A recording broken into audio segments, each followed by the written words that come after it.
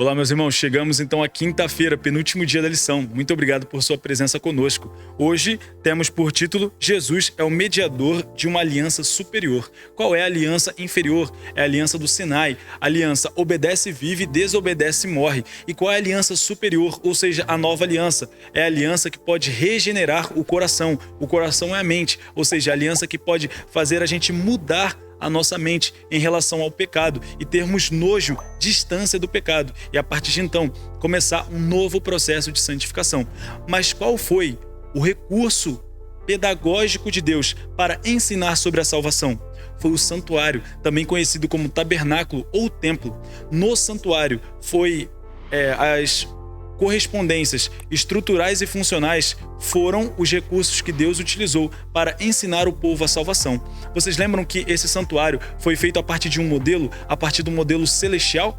No santuário celestial nós tínhamos pelo menos 2 compartimentos: Santo e Santíssimo. E na terra nós temos 3: Pátio, Santo e Santíssimo. Por que na terra temos um compartimento a mais? Porque Jesus veio aqui na terra cumprir a sua função de oferta, a sua função sacrificial.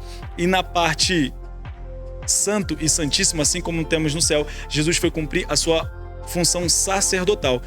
No pátio, aqui na terra, nós temos a pia com água e o altar de sacrifício, ou seja, o altar de holocaustos. A pia com água representa batismo, representa purificação. O altar de sacrifício representa a morte de Cristo. Ou seja, Jesus é o Cordeiro de Deus que tira o pecado do mundo. Jesus é um antítipo que representa todos aqueles tipos de cordeirinhos que vieram antes de Cristo. Sem ele, nenhum deles teria o seu real cumprimento. Meus irmãos, mas pensemos, o santuário terrestre é apenas uma sombra do santuário celestial. A minha sombra projetada aqui no chão da igreja não consegue falar nada sobre a minha audição, sobre a minha visão, sobre a minha fala, não consegue ao mesmo representar os órgãos que eu tenho no meu corpo. Ou seja, o santuário terrestre é apenas uma sombra do santuário celestial. O santuário celestial é uma magnitude muito maior. Antes do pecado, o santuário celestial tinha finalidade litúrgica, ou seja, para a adoração. No santuário celestial nós tínhamos a adoração dos anjos e dos outros seres a Deus.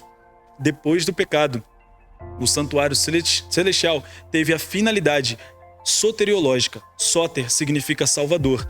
Soteriologia, estudo da salvação. Ou seja, o santuário celestial teve a função principal: salvação dos seres humanos. Ou seja, cada vez mais, tudo o que Jesus fez aqui e faz no santuário celestial tem a sua representatividade. Ou seja, o santuário foi um recurso didático-pedagógico de Deus para poder nos ensinar um pouco mais acerca da salvação.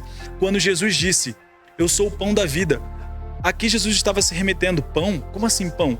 Ele estava se remetendo aos 12 pães do santuário que ficava no santo. Os 12 pães, cada um representando um mês do ano, cada um representando uma tribo de Israel, somados todos as 12 tribos de Israel. Quando Jesus diz: "Eu sou a luz do mundo", aqui Jesus estava se referindo ao candelabro com 7 lâmpadas. Tudo isso, os judeus comumente gostavam de chamar as 3 portas que havia no santuário de: a porta que ficava da rua para o pátio, eles chamavam de caminho. A porta que ficava do pátio para o santo, eles chamavam de verdade. E a porta que ficava do santo para o santíssimo, eles chamavam de vida. Por isso Jesus, em João 14, no versículo 6, diz: "Eu sou o caminho, a verdade e a vida. Ninguém vem ao Pai, ninguém entra no santíssimo, se não for por mim." Ou seja, cada vez mais eles entenderam, a partir do santuário, como que Deus pôde salvar a mim e a você. E se você continuar estudando esse livro de Hebreus, com certeza, cada vez mais você aprenderá sobre a salvação, o que Jesus fez por mim e o que Jesus faz hoje por mim.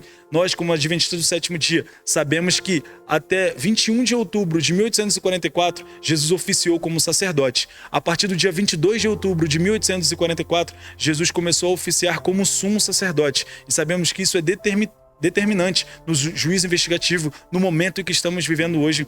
Convido a você: estude cada vez mais Hebreus e você terá a certeza da firme plataforma sobre a qual a nossa igreja está solidificada.